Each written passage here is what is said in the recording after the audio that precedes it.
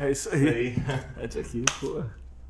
Gente, hoje eu tô aqui recebendo um músico que é um top, um talento incrível. Ademir Júnior, saxofonista, clarinetista, músico da pesadíssima, super campeão, improvisador, que eu admiro há anos, pô. Aliás, eu te admiro desde que você era desse tamanhozinho, assim, né? 13 anos, quando a gente se conheceu, né? Prazer te receber. Só não saber aqui. da admiração, mas... Prazer te muito receber obrigado. aqui, cara. Obrigado, Pô, Nelson. bom demais. Obrigado. Mas é verdade mesmo, sabe que a primeira vez que eu te vi Curso de verão, em tocar Brasília. foi no curso de verão. Foi. Tava um buchicho, assim, naquele... Na lanchonete. Ali no... Não, tava um buchicho, assim, acho que era no pátio da frente ali, assim, bem naquela entrada. Frente à lanchonete. É.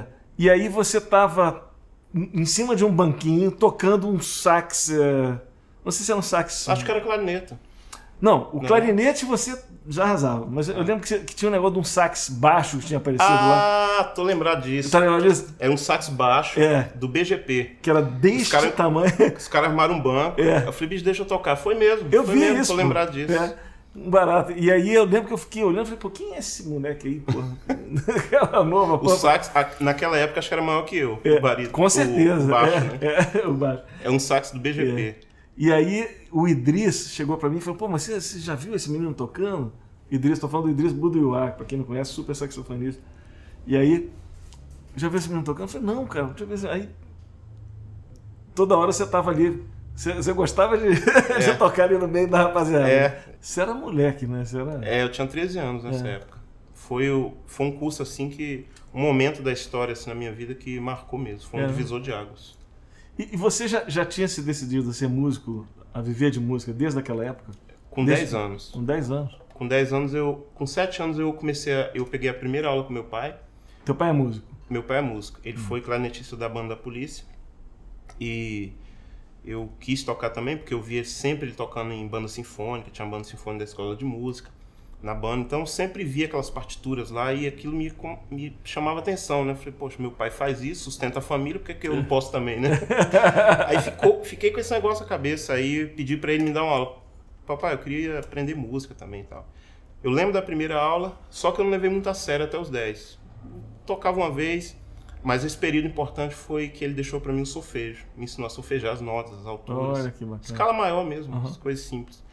E com 10 anos eu comecei a estudar de fato no SESI, na banda do SESI. E aí comecei a estudar todo dia, toda hora. Aí coloquei mesmo na cabeça, nos primeiros dias eu falei, é isso aqui que eu quero pro resto da vida. E aí estudava 8, 10 horas por dia.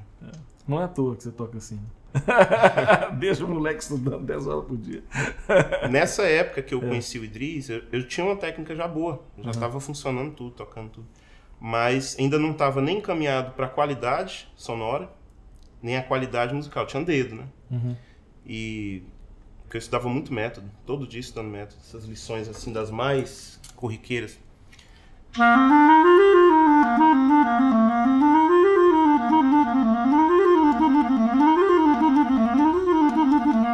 O professor falava assim, ó, toca 1000 vezes isso aí. Aí eu levava a sério. Aí eu ficava tocando o dia inteiro. Mas ainda não tinha qualidade, não trabalhava qualidade sonora, não conhecia nada de harmonia.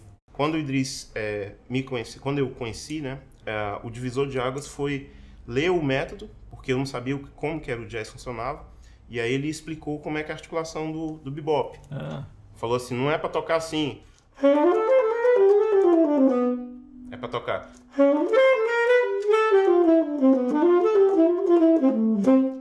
Com essa articulação, né? Então isso aí mudou minha vida. E aí incentivou a também tirar os solos. Então fui encaminhando por esse lado. Você sabe que esse processo, desculpa tentar te interromper, mas esse processo de tirar os solos é uma coisa que é super importante, né? E eu sinto que tem algumas pessoas que às vezes ficam muito reticentes com isso. Você vai tirar o solo do cara, você vai ficar igual o cara, vai ficar... Cara, não.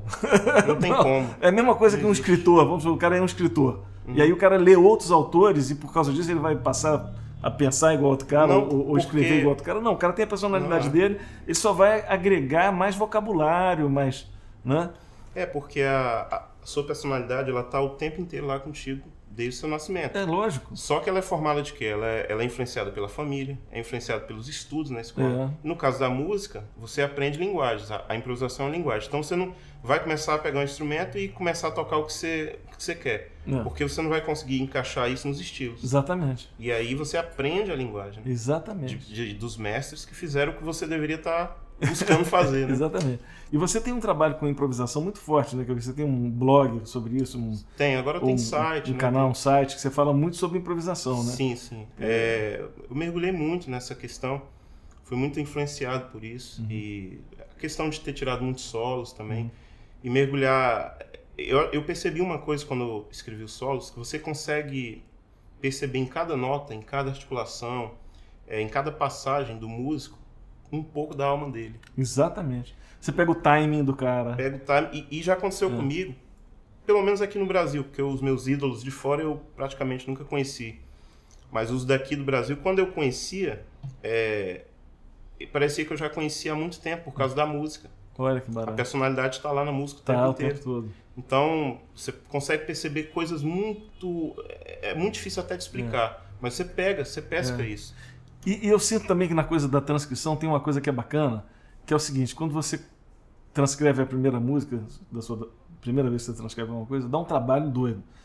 A segunda já é mais fácil. Dali pra frente você ouve e praticamente já está transcrevendo, porque quando você já aprendeu o vocabulário, principalmente se você está transcrevendo uma pessoa específica, Coltrane, por exemplo, tá escrevendo Coltrane, aí vai chegar uma hora que você começa a conhecer o vocabulário do Coltrane. Né? E aí você começa a tocar e você ouve e já sabe, ele tocou aquilo, mas ele fez um rabicho diferente aqui, ele fez uma ideia rítmica diferente, ou aplicou isso numa harmonia diferente do que ele tinha aplicado. Aí você começa...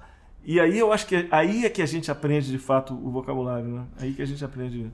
Porque o contato que você tem com a transcrição, ele te leva a fazer, mesmo que copiando, aquilo que alguém fez em tantos anos atrás. E você sente a bateria, o baixo, a harmonia, de uma forma muito mais visceral do que pegar uma partitura. Isso aqui é o método, vamos dizer o seu nome mesmo. Isso aqui é o livro do Nelson Faria? Que legal, tá bom. Aí pega e engaveta. Agora eu tenho um livro do Nelson Faria. Aí engaveta. sem você passar pela experiência de entender aquela informação, né? Você sabe que uma vez eu estava dando um workshop e um cara falou um negócio que eu uso agora nos workshops. Eu peguei a ideia do cara e uso, porque a ideia foi muito boa. Eu estava falando sobre tudo que a gente tem que fazer para estudar instrumento e tal, e quando a gente fica parado, tanto que a gente perde e tal. Ele falou: cara, isso aí que você está falando parece que a gente está... aquela coisa de brincar de subir a escada rolante que está descendo. Manja? Né? Para você ficar parado no nível, você tem que fazer um esforço. Se você quiser subir mesmo, tem que ser um esforço a mais. E se der uma paradinha, volta pro zero. É aquela escada rolante descendo e você tentando subir, né? Porque o tempo, ele é contínuo. As pessoas que estão estudando de fato estão trazendo coisas novas. Quem não está, eu também falo algo parecido. Quem para, já está voltando para trás. Na verdade, é a mesma coisa. Porque o tempo continua. Isso rotineiramente. O tempo vai passando, as pessoas vão evoluindo. E às vezes você encontrou um certo comodismo ou uma tranquilidade em uma determinada época de estilo. Por exemplo, eu consigo tocar bem o jazz tradicional. Então, você não quer avançar para tocar um outro tipo de música que seja um pouco mais trabalhada ou que seja um pouco mais evoluída, e você sente conforto naquilo ali, e às vezes você para no tempo mesmo. Você vai ficar praticando isso aí. Só que a música ela é contínua. Normalmente, quando vem coisas novas na música, até as pessoas que pegaram o bastão em outra época, que se tornaram modernos, sentem uma certa rejeição. Não, isso eu não faço não. Até aqui eu fiz, mas depois não, isso aí não é música. Só que nós somos muito pequenos para julgar o que é ou não é. Eu deixo sempre aberta essa questão. Na tua carreira, você fez uma opção interessante. Eu queria falar um pouco disso aqui, porque eu acho que a música tem um leque grande de opções, né? Eu vejo a rapaziada pensando, vou viver de música, como é que eu vou viver de música? Na verdade, você tem um leque grande. Você pode trabalhar na parte acadêmica, pode dar aula, pode escrever livro, pode fazer tua carreira solo, pode tocar com outros artistas, né? Você tem toda uma gama de opções. Mas você teve uma opção para você, que tem muito músico que tem, que eu acho muito bacana, que são as instituições que a gente tem no Brasil que têm as suas orquestras, as suas bandas, e elas acolhem o músico e dão a oportunidade do cara estar ali dentro com um trabalho mais tradicional, vamos dizer assim, e poder estar estudando, estar praticando e estar servindo também. Você é bombeiro profissional, né? Apaga fogo, tudo não? Se precisar, temos que apagar, né? A gente torce para não, né? Mas basicamente, como é que é isso? Essa opção na tua vida, como é que foi isso? Na época, eu tinha 20 anos, o que eu mais queria era vir para o Rio. Mas não tinha grana nem para vir para cá. E pintou o concurso do bombeiro. Eu, relutante, fiz a inscrição no último dia. Eu não quis estudar para o concurso. Falei, não, é bom que eu não estudo, se eu não passar tá ótimo, aí eu já posso me livrar. Já. Você tem não queria, realmente eu não queria. Um álibi para poder sair fora. Porque meu pai foi militar, eu queria ter outra vida. Mas fiz o concurso e com a pretensão assim, vou fazer. Eu seguro o emprego, se precisar depois eu... Tanto que depois, 4 anos após eu ter entrado no bombeiro, teve concurso da Orquestra Sinfônica de Brasília. Eu fiz, passei, mas não... Clarinete. De clarinete. Fiz a equivalência, eu falei assim, acho que eu já estou aqui, vou ficar por aqui mesmo. E eu optei em ficar no bombeiro, até porque eu também não tinha curso superior na época. E eu considero hoje, depois de 20 anos, uma das melhores opções que eu fiz na vida. Olha que bacana. Por causa do emprego, por causa dessa estabilidade que se tem no Brasil, que é oferecido, né? A oportunidade de fazer música, nós fazemos diferentes tipos de música no bombeiro. Toca-se erudito, toca popular, hoje nós temos uma big band na banda, e diversos tipos de música, as marchas militares, tudo. Então, além de servir a sociedade, a gente também se serve da música. Porque você tem um emprego que no final do mês, ou no início do mês, você recebe o salário por fazer música, chega a ser quase luxo num país que tem tantas diversidades econômicas, que é o Brasil, né? Então, eu acho muito bom, aconselho diversos músicos. O cara tá desempregado, não tem muita opção, estuda, faz um concurso. Bombeiro, Exército, Marinha, Aeronáutica, Polícia. E outras cidades têm até bandas da prefeitura. É importante porque ele consegue fazer a manutenção do trabalho dele sendo custeado pelo Estado. De certa forma é isso. Mas ele também serve a população. Né? Por outro lado, existe a tentação de você se acomodar também. Você virar funcionário público. Também. O que é o funcionário público músico? Eu sempre falo isso aí no Facebook, em alguns lugares. O cara, ele chega o seguinte, que horas que eu tenho que chegar? 8. Quais são as músicas que tem que tocar? Essa. É tipo um datilógrafo, né? Toca lá as músicas, meio-dia eu vou embora, pronto. De meio-dia até 9 horas do outro dia, ele não mexe com música, ele não quer ouvir música porque ele se sente... Existe, isso é normal. Existe isso em tudo. Na verdade, na noite existe muita gente assim. Também. Eu lembro quando eu comecei a tocar, moleque, assim, com 18, 19 anos, e eu toquei na noite... o baixista que tocava lá em Brasília num restaurante que chamava Primos, não lembro, não era Primos não, como é que chamava o restaurante? Um restaurante que tinha ali no Gilberto Salomão, não lembro, Gaf. No Gilberto, sim. No Gilberto. Aí eu tocava ali e eu lembro que o baixista, a gente chegava à noite, tocava à noite e quando ele deixava o baixo lá. Aí eu falava assim, você tem outro baixo em casa? Ele falou, não, mas eu vou pegar amanhã, quando vier tocar.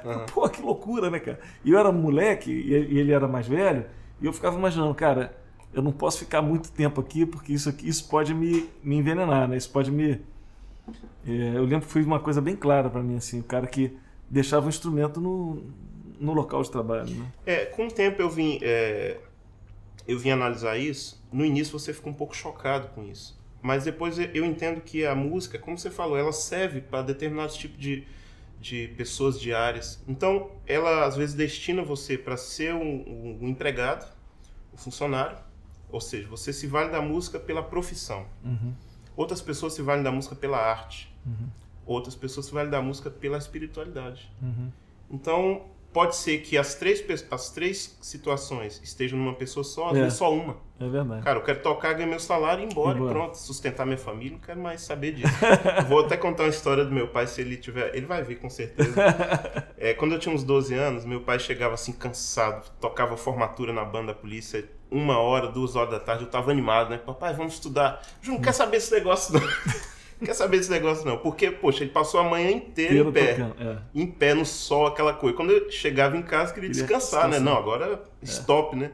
E eu tava lá né, aquela vibe toda de estudar. Mas, então assim, eram realidades diferentes, né? Eu não entendo assim. Por outro lado... Você foi muito claro nisso que você falou agora. É bacana isso. Por outro lado, isso quando eu tinha 12 anos. Quando eu tinha 5 anos... Meu pai estava lá fazendo o que eu fiz com 12 anos. Estava estudando toda hora, todo dia, para passar nos concursos da banda e poder tocar músicas mais difíceis nas outras bandas. Falar em tocar música, vamos tocar mais uma? Vamos. O que você quer tocar? Vamos tocar em Sentimental Mood. Vamos, aquela balada dele.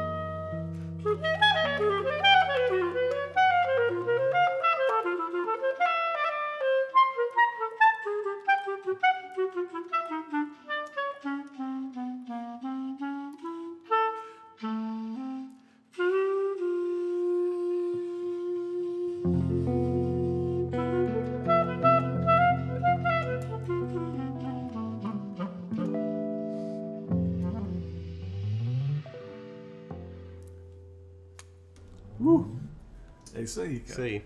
Queria agradecer a sua presença aqui. Foi bom demais. Bom tocar contigo, né? E bom te receber aqui em casa. E eu agradeço muito o convite, pela receptividade, gentileza, a sua música que eu sempre admirei, e dizer que estamos juntos para essa caminhada musical aqui no Brasil e para divulgar da melhor forma a música brasileira no exterior também. É isso aí. É a nossa bandeira, né? É isso aí. Peraí. Não sai do vídeo ainda não. Você gostou?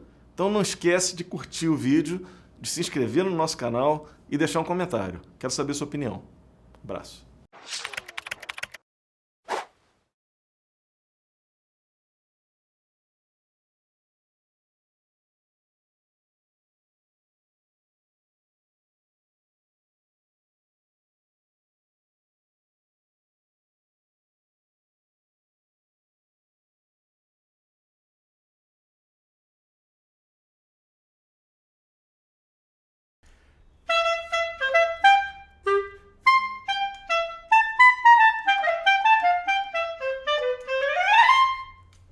Olá pessoal, meu nome é Ademir Júnior, eu estou aqui na casa do Nelson Faria, meu amigo, e nós estamos fazendo aqui o programa Um Café Lá em Casa. Convidando você para quê mesmo? Convidando para... Tá, não, mas tudo bem. Convidando você para assistir o programa que vai ao ar na próxima quinta, beleza. Pô, não tem partitura, pô.